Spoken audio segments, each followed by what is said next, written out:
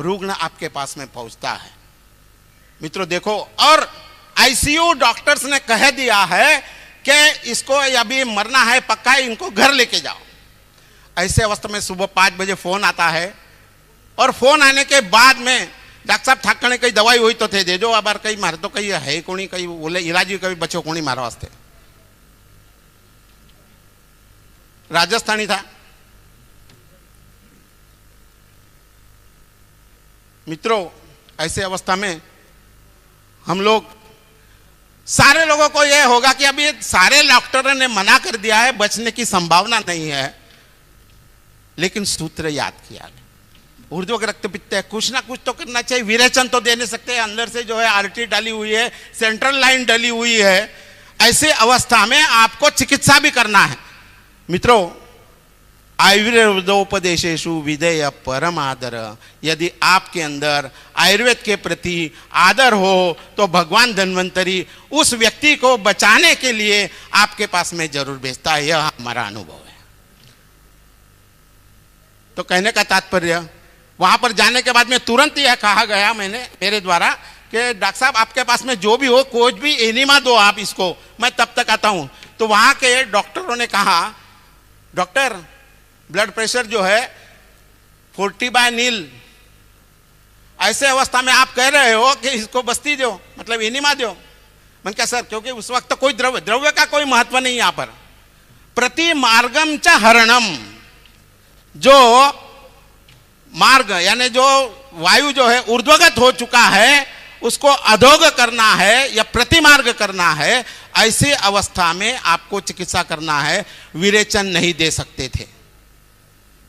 और कहीं पे भी किसी भी अध्याय के अंदर रक्तपित्त के अंदर बस्ती का प्रयोजन बताया गया नहीं, लेकिन सूत्र है वहां पर। इस सूत्र को हमें जानना पड़ेगा। जब कल जो है सराफ सर ने जो बताई ये बात कि कहीं पर सारा जब तक के संहिता नहीं पढ़ेंगे तब तक के आपको कोई भी उपाय नहीं सूझेगा। एक बस्ती से मित्रों चौथे दिन रुग्ण कोमा में से आउट, मात्र चौथे दिन। यस, अब यहां पर इसको एक मशक है। एक्चुअली एक बार अग्निकर्म हो चुका है। अब यहाँ इसको अग्निकर्म हुआ है तो भी हमने इसको लिटाया है। उसका कारण मैं बताता हूँ। बहुत बार विद्ध कर्म अग्निकर्म वाले अभी बहुत लोग अच्छी तरह प्रैक्टिस कर रहे हैं, लेकिन इसको वापस क्यों हुआ है ये भी आपको समझना जरूरी है, इसको भी समझना जरूरी है। क्योंकि इसका पक्वाशय बिगड़ा हुआ है। इसको इसका जो उद्भव स्थान की जो चिकित्सा करनी चाहिए थी वो की नहीं। आया अग्निकर्म करवा दिया, वो जहाँ का मशक था वो निकल गया और उसको छोड़ दिया गया, उसकी वजह से उसको वापस हुआ है। तो उसके लिए कभी भी जहाँ आप रक्त और पित्त की विचारणा करते हैं तो पित्त के 2 आश्रय स्थान है, स्वेद रक्त योग। तो या जो भी त्वचा और रक्त प्रदोष जो विकार होंगे वह रक्त मोक्षण के साथ साथ विरेचन कर्म कंपलसरी करना जरूरी है। वैसे ही ये आप इमरजेंसी पेन मैनेजमेंट करते हो तो भी पेन मैनेजमेंट करने के बाद दर्द कम होता है, लेकिन वो लाक्षणिक रहता है। उसका उद्भव स्थान आप जब तक क्लियर नहीं करते तब तक फायदा होगा नहीं। सर्वत इसको अभी अग्निकर्म उसको करवा के उसकी वापस जहाँ जहाँ आपको निदान अच्छा होता नहीं है, जहाँ जहाँ गलतियाँ दिखती है, तब हम उस पेशेंट की दिनचर्या पूछते हैं। दिनचर्या में उसके सन्निकृष्ट या विप्रकृष्ट हेतु मिल जाते, और एक बार कारण मिल गया तो दुरुस्त करना बहुत ईजी हो जाता है। इसके बावजूद पेशेंट को फायदा होता नहीं तो हम दशविध परीक्षा कंपलसरी पेशेंट को पूछते हैं। दुष्य देश बल काल अनल प्रकृति वाया सत्व सात्म्य तथा आरस्य अवस्था से पृथक विधा। लेकिन उसकी आगे की लाइन ज़रा जरूरी है, सूक्ष्म ही समीक्षेशा। ये पेशेंट की समीक्षा सूक्ष्म करनी है। वात समझ में आ गया, वात का प्रकार समझ में आ गया, अपान वायु है, अपान वायु का गुण समझ में आना चाहिए। चल गुण बढ़ा हुआ है कि वृक्ष गुण बढ़ा है कि शीत गुण बढ़ा हुआ है, इसको सूक्ष्म ही समीक्षा बोलते। दोष औषध निरूपणी, दोष और औषध समझने के लिए समीक्षा होना जरूरी है। तो पिन पॉइंट डायग्नोसिस होता है। और वाग्भट गारंटी देता है कि यो वर्तते चिकित्सायाम, जो इस तरीके से चिकित्सा करता है न स्कलु तु जातुचित, कभी भी गलती कर नहीं सकता। इतनी गारंटी आज दे रहा है। अभी आप स्कूल में पढ़ रहे हो, चरक सुश्रुत भागवत पढ़ने के लिए आपके पास टाइम है। हमारे पास जो लोग हमको सिखाने आते हैं वो वही बोलते कि पहले चरक पढ़ता था या भागवत पढ़ लिया था, अभी मुझे इतना कठिन जाता नहीं। लेकिन वो अभी तो आपके पास टाइम है, आप अच्छी तरह सटीक पढ़ो।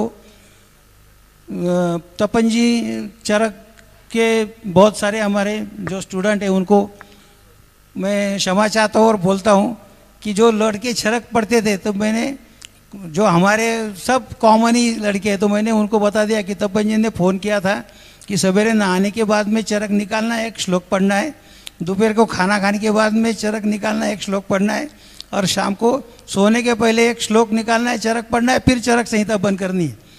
और वो चौधरी वगैरह जो लोग हैं वो लड़के करते हैं अच्छी तरह, और वो बोलने लगे कि पहले एक श्लोक की चलो, फिर एक अध्याय चालू हो गया। अभी वो इतने अच्छे तरह काम करने लगे और उनको प्रश्न पढ़ने लगे कि इसमें ये क्यों बताया, फिर वो पूछता है कि अरे ये शब्द क्यों आया है सर, फिर उसका उत्तर देना और अच्छा लगता है। तो ये उसका एक कार्यकारण भाव, इसलिए वो सूक्ष्म ही समीक्षा जो करनी है उसके लिए आपको उसका जो निदान की जो पद्धति है उसके बेसिक में जाना चाहिए, करो। यहाँ पर आप लोग अग्निकर्म का प्रात्यक्षिक विधि देख रहे हैं, आप बैठ करके देख सकते, बड़े शांति से देखिए।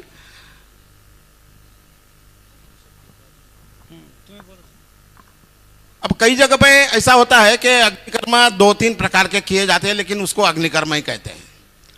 मित्रों, अग्निकर्म के प्रथम सूत्र के अंदर यह कहा गया है कि तत्र चट शब्द प्रादुर्भावात, जब तक के चट शब्द या प्रादुर्भाव नहीं होता है उसे हम अग्निकर्म नहीं कहेंगे। कई बार ऐसे होता है कि कोई भी जो है, जैसे सुवर्णशाला का है या तो ताम्रशाला का है, उसको रख करके जो है दूसरी तरफ से जो है मोमबत्ती से उसको यदि हम जला करके उसको अग्नि वहां तक पहुंचा देते हैं तो उसे भी हम लोग अग्निकर्म कहेंगे। लेकिन हमारे थोड़ी उसमें दुविधा वहां पर जरूर हो जाती है कि एक्चुअली इट इज अ स्वेदना, सिंपली स्वेदना। अग्नि को ऊष्मा को, जैसे आपने देखा होगा स्वेदन कर्म के प्रकार स्वेदन के, तो जो है उष्मा स्वेदे, ताप स्वेदे, घन स्वेदे, अश्म स्वेदे, etcetera etcetera, like that this is also one sort of the धातु स्वेद, you can say it is धातु स्वेद। जो स्वेद वहां पर जाकर के उष्ण वहां पर जाकर के वायु को कम कर देता है और रुग्ण तुरंत अच्छा हो जाता है, इसलिए उसे हम धातु स्वेद भी कह सकते हैं। यहां पर आप देख रहे हो अग्निकर्म का यह प्रात्यक्षिक मशक कपोत वर्ण है उसका। यहाँ अभी हमारे पास कुछ साहित्य नहीं था, हमने कल शाम से बलजबरी जमा किया है। तेल नहीं था, कोरफट नहीं थी, घी नहीं था, तो हमने अभी यहाँ समय, वो बोला पानी लगाओ, क्या मतलब समय में तेल है वहाँ से लेके आओ, समय का तेल हमने लगाया है, कपोत वर्ण हुआ है। लेकिन अभी इसके आगे का मशक निकलना ही चाहिए, ये भी जल्दबाजी नहीं करनी है उसको। अभी आगे का जो उसका जो कार्यक्रम है, उद्भव स्थान की चिकित्सा करके वापिस व्याधि होना नहीं चाहिए, उसके तरफ ध्यान, क्योंकि अपने को आगे के 2-4 और देखने, इसलिए इसको उठाते। उठो, हो गया आपका काम। यहां पर एक दूसरा रुग्ण आपके सामने पहुंचा है, कटिशूल। कटिशूल, आपको क्या तकलीफ है, क्या काम करते हो? 3rd ईयर में। अच्छा, अब कितने रोज से आपको तकलीफ है? 11 नवंबर को। ऐसे एक ही दिन में आपको तकलीफ क्यों हुई है? आपको हाँ, बाइक से एक्सीडेंट हो चुका था, correct. See listen, whenever you examine the patient very thoroughly, so that time you have to examine as well as you have to take the proper history of the patients.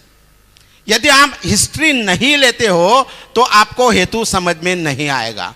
खाली यह करके आ गए sir मुझे back pain है, तो क्या समझ में आएगा कि चिकित्सा क्या करनी है? शमन चिकित्सा करनी है, शोधन चिकित्सा करनी है, एटसेट्रा एटसेट्रा, क्या ठीक है। कई बार तो रुग्ण जो है हमारे पास में, जब यदि रुग्ण का और हमारा वाइब्रेशंस यदि एक दूसरे को अच्छे से मिल जाते हैं तो मात्र मंत्र चिकित्सा से भी रुग्ण ठीक होता है। उसका मैं जीता जागता उदाहरण हूं। 11 साल मैंने रसायन किया है जिसको केवल मात्र मंत्र से रुग्ण अच्छे हो जाते हैं।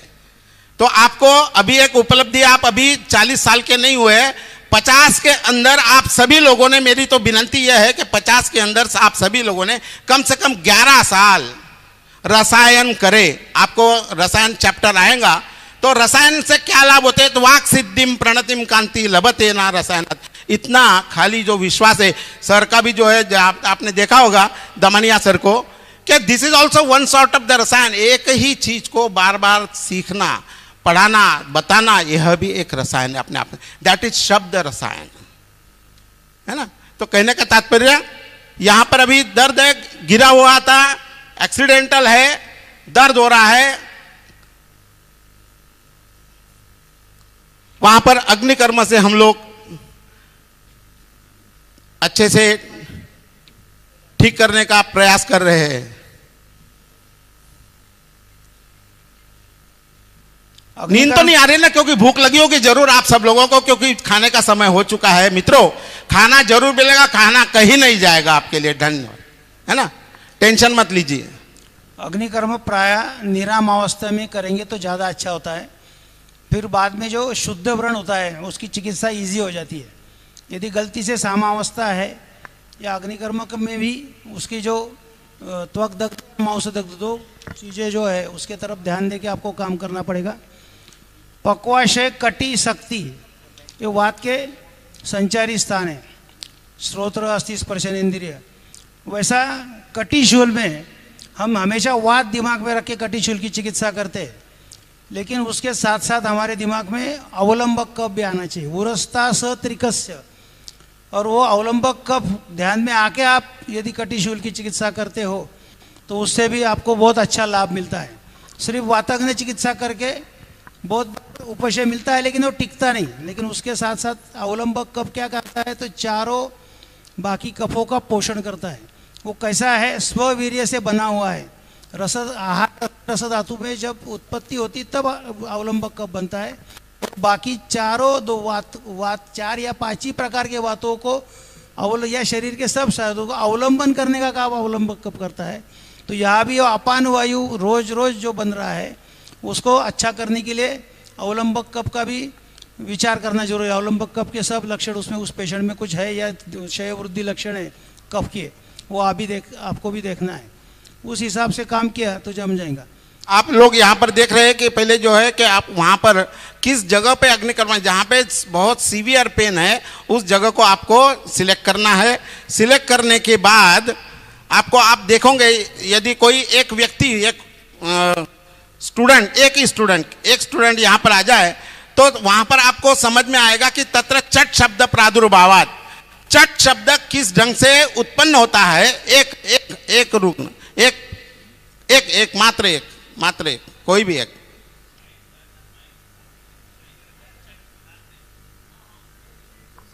धन्यवाद सर।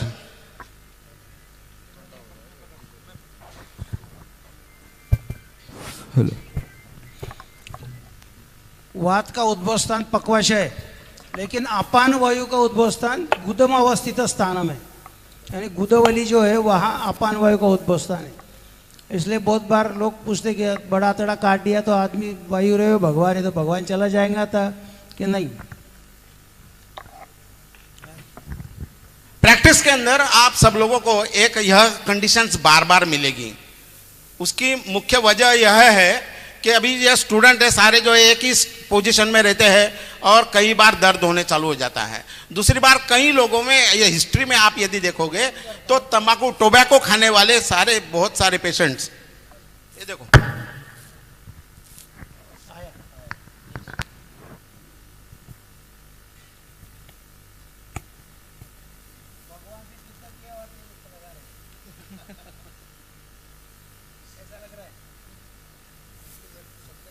पहले वेदन करवा देते हैं, वेदन भी कर लेते ऊपर वाले पॉइंट को। इसको एक ऊपर वाले देखो सर ने अभी आपको कहा था कि वहां पर सामत्व नहीं होना चाहिए। यदि सामत्व नहीं है, ऐसी अवस्था में आपको बहुत सारे रुग्ण प्रैक्टिस में मिलते हैं, लंबर स्पॉन्डिलोसिस।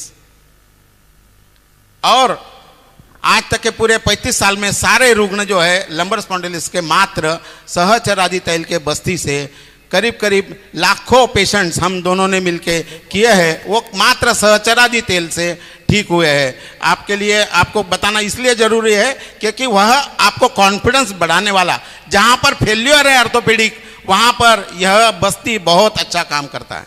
इसको अभी हम वेदन भी आपको दिखा रहे हैं पेशेंट की वजह से भी, और इसका एक कारण भी वेदन का। ये इसने हिस्ट्री दिया अभिघातज है, तो इसमें प्रायः रक्त दुष्टि भी होने के चांसेस ज़्यादा है। तो रक्त मोक्षण का काम क्या है? सदैव राग रुजा क्षमा, राग और रुजा तुरंत कम करेगा और वो खून बारीक बारीक जो निकल जाएगा, थोड़ा एक दो बूंद भी गया तो भी शूल लक्षण राग और रुजा कम हो जाएंगी, पहला फायदा। और दूसरा फायदा वेदन वगैरह बाकी जो चीज़ें हैं, विद्ध कर्म वगैरह वगैरह, ये सब अग्निकर्म के ही अभी चिल्ले बिल्ले अभी आगे जाके आ रहे हैं, जो बड़ी मात्रा में रक्त मोक्षण नहीं कर सकते तो जलव का लगाने के बजाय काम होता है। यहाँ अवगाढ़े जलव का सा भी अच्छा काम करेगा यदि ज़्यादा खून जमा होता है। तो शिरा सर्वांग शोधन थी, शिरावेद पूरे बदन को शोधन करता है। स्थानिक शुद्ध अवगाढ़ रक्त होगा तो जलव का करती है। तो ये कार्यक्रम रक्त मोक्षण की भी क्राइटेरिया फिक्स है, कौन सा रक्त मोक्षण कहाँ करना है।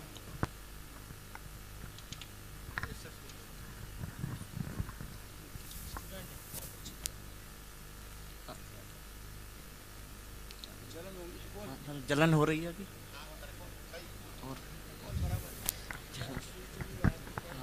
हाँ दर्द जलन हो रही है, इसका मतलब है कि सही मायने में अग्निकर्म हुआ है। सम्यक दग्धम तत्र।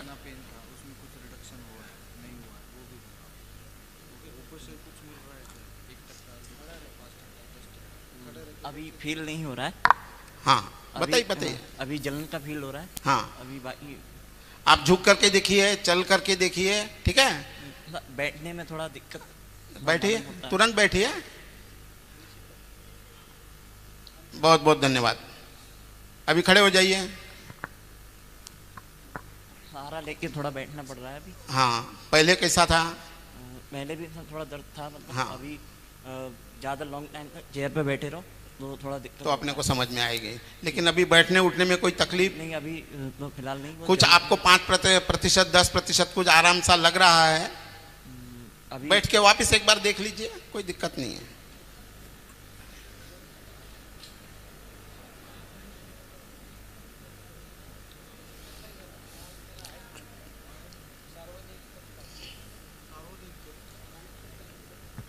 अभी थोड़ा सा मतलब पता हल्का लग रहा है, ठीक है। एक ध्यान में रखना, कभी भी पेशेंट में सद्यो राग रुजा क्षमा हमने बताया, लेकिन उसका अभी पूरा कंसंट्रेशन उसके जलन की तरफ है। कंबर दुख रही कि नहीं उससे कोई लेना देना नहीं, लेकिन जलन हो रही उसकी तरफ ज़्यादा। कौन उसका हम रक्त मोक्षण जब करते सलाइन लगाते तब पेशेंट को बोलते कि अभी एक सुई आपको चुभेगी, तो पेशेंट का पूरा मन वो चुभने वाली सुई की तरफ चला जाता है और तकलीफ ज़्यादा होती है। हम रक्त मोक्षण करते वक्त उससे बातें करते करते उसका मन इधर उधर करवाते और फटके में नीडल डाल देते हैं, तो समझता नहीं कि नीडल अंदर कब गई, तो डर निकल जाता है। वैसा ही अग्निकर्म की जलन ज़्यादा है, उसको दर्द अभी बाद में समझ में आ जाएगा। चलो आगे का पेशेंट।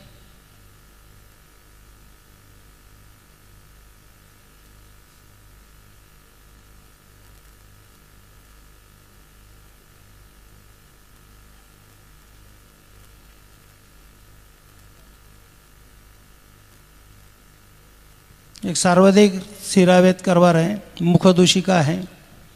यह भी वही है, मुखदूषिका में सिर्फ रक्त मोक्षण करके मुखदूषिका जाएंगे नहीं, उसकी दिनचर्या देखनी पड़ेंगी। उसका दिनचर्या के साथ शोधन शमन के साथ विरेचन करना, क्या उत्क्लेश आएगा तो वमन कर। वमन और विरेचन का क्राइटेरिया फिक्स नहीं रहता।